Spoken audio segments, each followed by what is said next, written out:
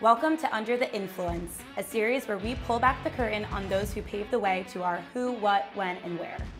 We're here to take a deep dive into the side that you don't see scrolling through your feed. And no, this is not a show about drinking, most of the time.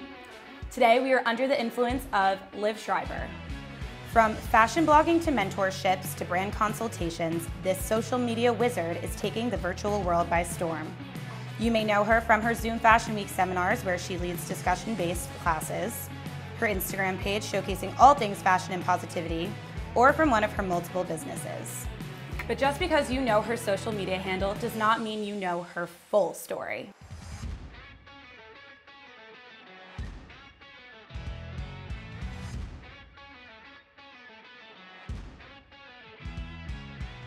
Hi, I'm Liv Schreiber. It's so nice to be here. I'm 24 years old from Mendham, New Jersey, and I run a digital marketing agency called Caffeine.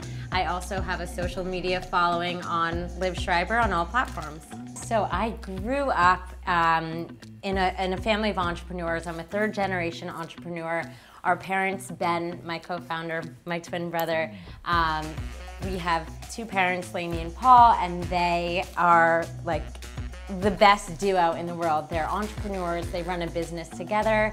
So we grew up watching them work together through marriage, through family life, and in starting a business, Latico Leathers, which has been around for almost 35 years. Which you then stepped into and you handled some of the digital branding or marketing? Yes, so basically what happened is quarantine hit and all the brick and mortar stores closed. So we realized that our family needed help. And my brother is a paid ad expert and I'm a content strategist, having worked with multiple brands in the fashion industry. So one day we were literally under the same roof in Mendham, New Jersey, because we couldn't be in New York at the time. And we kind of were just like, why don't you take the paid ad sector, I'll take the content sector and the social media strategy, and let's revolutionize this brand. A lot of our clients actually come from my personal social media page, and it's usually just something that falls into place, right? Like a brand will contact me and say, hey Liv, we'd love to do a collaboration. And I say, great, we do a collaboration, and then we take a peek inside their Facebook, maybe do an audit or two, and recognize that they may be struggling in some areas in which our team can help them. Can you talk a little bit more about your relationship with your brother? Yes, I am seriously my brother's biggest fan. Like, you could probably tell I just light up when I talk about him. He's the cooler twin in every way. But I'm like fiercely loyal and protective of everyone in my life. I really curate a perfect curation of people who I can really trust. 1 quarter is worth 1,000 pennies, as they say. And so my brother is like, I'm his biggest fan. Our parents growing up always told us that we, were each other's best friend. Talk a little bit about being your own boss. What does a day-to-day look like for Liv Schreiber? Well, my girls on my team are in the background and they're probably laughing because there is literally no day that goes according to plan. When you're your own boss, a lot of people like to be like, oh my God, it must be so glamorous. But at the end of the day, our clients are our bosses. So, whatever a client needs, that is my first priority. It's not like, oh, I want to go get a manicure. I'm my own boss. See you later, everybody. No, I really feel as though my team members are my bosses. I tell them that all the time. And I'm just there to provide value as best as I can. So let's take it back a little bit more to before you graduated college. You have grown this TikTok following from talking a lot about Greek life. Yes. In Greek life, I went on to join a sorority because I thought that if I was coming from New Jersey, I didn't want to join a sorority in Wisconsin, 14 hours away from home, filled with girls who I probably already knew. So I branched out and I chose to become a social chair assistant and eventually social chair of this sorority. And it was an incredible experience, but it also was a very lonely experience that I think a lot of girls don't talk about, right? And so when I started my social media posting, I really just wanted to get real. Like, I didn't see a point in being another fake blonde influencer posting as if my life is perfect, because I think that's boring and it's false. And it's not something that people can actually connect with. The point of making videos about sorority life is to make sure that I can connect with girls who feel alone, but they don't see anything other than happy tailgate pictures. So they don't know that there's someone out there that's vouching for them. That's what I wish I had. And you mentioned this a little bit, but did you receive backlash from people that were maybe in your pledge class, that you went to school with, from friends that weren't even in your sorority? What was the feedback or the backlash on that? There was totally backlash, but I think that when you do anything that's not standard or outside of a group of girls, you're gonna get hate for it. I'm sure you would get hate for this too. You know, doing something different intimidates a lot of people, but I signed up for it, and that's what I chose. I chose to speak out, and I knew that there would be haters. But at the end of the day, I think there are haters, and then there are also people who you positively impact. So for me, I don't really pay attention to the noise, whether it's positive or negative, it all goes down the same drain. So I remain who I am and kind of unaffected. A lot of people think that what you see on Instagram stories is my whole day. It couldn't be further from it. Unfortunately, hate to break it to you. I learned this the hard way. I have a stalker in jail, and because of that, I learned that I can never post in real time. The Kardashians also learned this, not to compare myself, but they also do not ever post in real time. And I advise any girl, whether you have a following or not, to always just wait a second. Not everyone needs to know you're out with Jenny getting pasta at Solo Pasta Bar in the moment, because then they know your apartment is empty. And I don't mean to scare you, but I am real, and I think it's really important to always delay your posts. Going off that, I do like to show people what photo shoots are like, and if my brother is there, show them how hot he looks, whatever. But I usually delay it a little bit and then leave things out because we protect the privacy of our clients too. Right, and going back to the stalker, which you kind of blew over, you recently opened up about that on your TikToks and really got real about what that was like, and how, you know, you want to give people the benefit of the doubt, but if you have a gut feeling, yes, you know, go with that. Can you talk more about that experience and how that, you know, influences now how you act on social media, which you did just talk about, but did it make you hesitant ever to put your life so publicly on social media when you have had this experience? Yeah, definitely.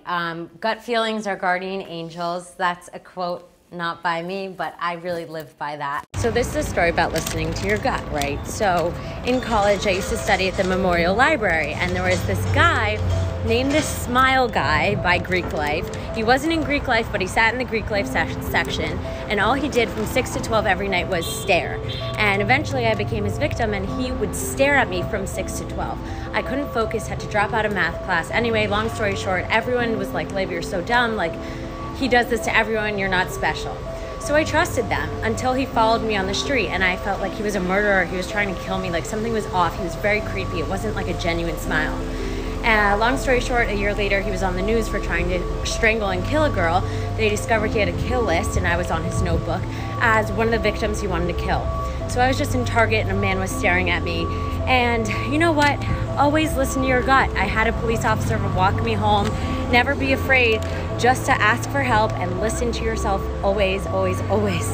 But it was scary what happened, and it did teach me a lot because I'm a real trusting, friendly person, and I'm grateful. You know, my advice to anyone listening is to always listen to your gut.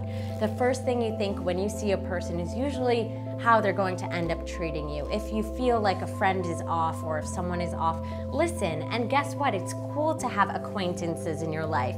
Not everyone needs to know every single detail, and you have to curate it like you curate your Instagram feed. So it really did teach me a lot, and I'm so grateful for the experience. I think that at the end of the day, what's most important is your presence outside of social media. I really hope that I don't catfish anyone, and I really just want people to feel my energy when I'm in person with them. Because if you look worse or you make people feel bad off screen, what's the point of being on screen? I know that sounds preachy and stupid, but really, like, there's so much more to life than just Instagram. So you graduated college in 2.5 years, you said? Yes. Oh my gosh. And so coming out of graduation, what did you do? What was your first job? Oh boy, Riley. All right. So I grew up in the fashion industry with leather skins on my kitchen table, designing handbags when I was 9 years old, and I was conflicted because I wasn't sure if it was a societal thing that, you know, girls are said, you know, we should love fashion, and boys, they should love little trucks. And I wasn't sure if it was society telling me I liked fashion, if it was my family's business and the fact that that's what we do, or if it was just all I knew. So I decided to go into real estate. I got my license over the summer. I graduated early. Everyone else was going back to be a senior at Wisconsin, and I was going to work at Corcoran as a broker's assistant and eventually a part of a broker team. It taught me a lot. It taught me that my favorite thing about the day was getting dressed in the morning.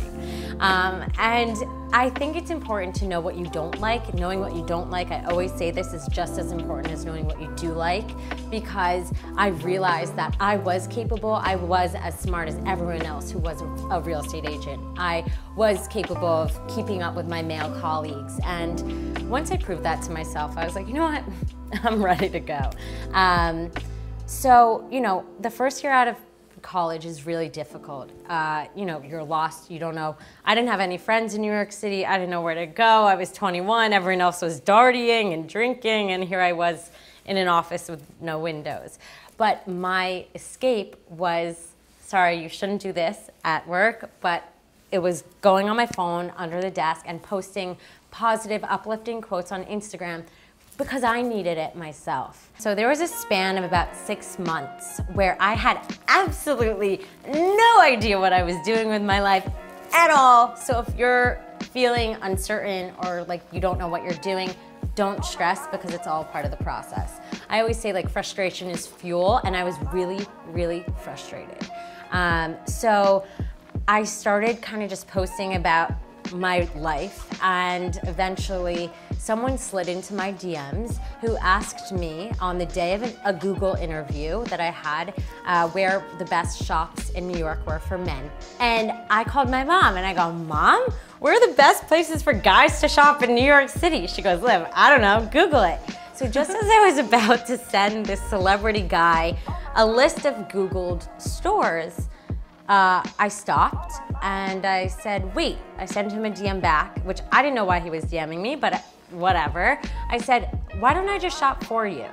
And he said, great, meet me in 20 minutes. And I said, okay, great. So I didn't show up for my Google interview. I quickly printed a resume that I'd already had on my Google Drive and just readdressed the top liner to say his name instead of Google's name. Booked it to the Upper East Side to a juice press where I met him. We sat down and it changed my life. It changed everything. He gave me his credit card, his driver, and I became his personal stylist and his wife's. And through that connection and just working for free for people, being a stylist, by the way, I wasn't a stylist, I turned myself into a fashion expert and became a reliable, trustworthy source for people in the industry, and then ended up booking my first deal to launch Spanx Activewear. I just was ready to hustle. Right. I just was hungry. And he knew I had no idea what I was doing. And we said that in the elevator to each other. He said, you know, Liv, you have the same motto as I do. And I go, what's that? He goes, just say yes and then figure it out later. And that's really my motto. It isn't fake it till you make it, because I have nothing to fake. It's right. Just be you and figure it out. That's kind of what happened. With a social media following, there has to come a lot of shift in your social life when it comes to your friends. And then there's also always haters on the internet. And sometimes those haters turned out to be your friends or vice versa. And it's, you know, can get all jumbled up and negative. How do you combat that?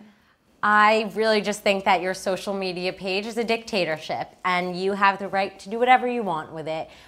So if there's a negative comment that makes you upset, delete it.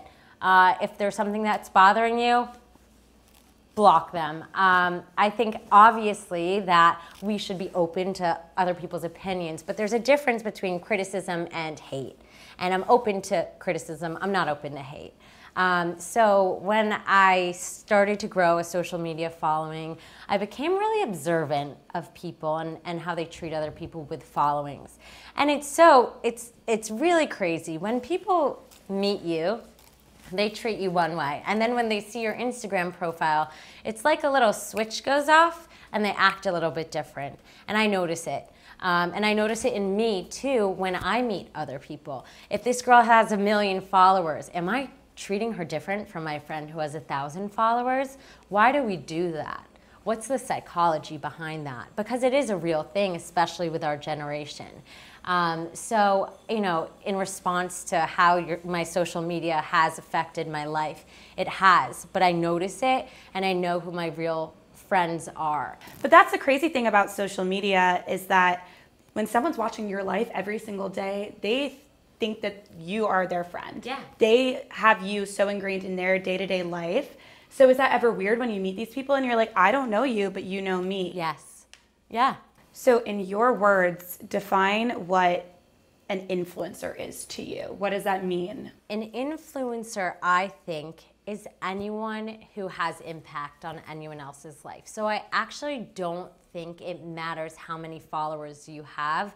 I think it matters the type of energy you put out there. And I also think it matters how engaged the people are who follow you. Because nowadays, brands are really focused on content creators. They're focused on the amount of saves and shares and the overall content, which is what Austin, the videographer who's amazing behind this camera, does so well. So I would consider Austin to be an influencer. I'm influenced by his content. So I think the narrative is shifting. So what is your biggest advice in a look forward for people who are striving to do what you're doing or something similar? Right. Well, I don't even know what I do. But I would say consistency is king, and so is content. And so if you're remaining consistent with your goals, you set them and you hit them, it's like practicing a sport. So looking down the road a year from now, 5 years from now, 10 years from now, where do you want to be? Happy. I want to be healthy. I want to be surrounded by the people I love. I want my whole family to be happy and healthy. And I just want to do what I love, and that narrative may shift. I don't know where the future is going to take me, but I know that as long as I continue to be consistent and kind and really just true to myself, I think that that's the way to go.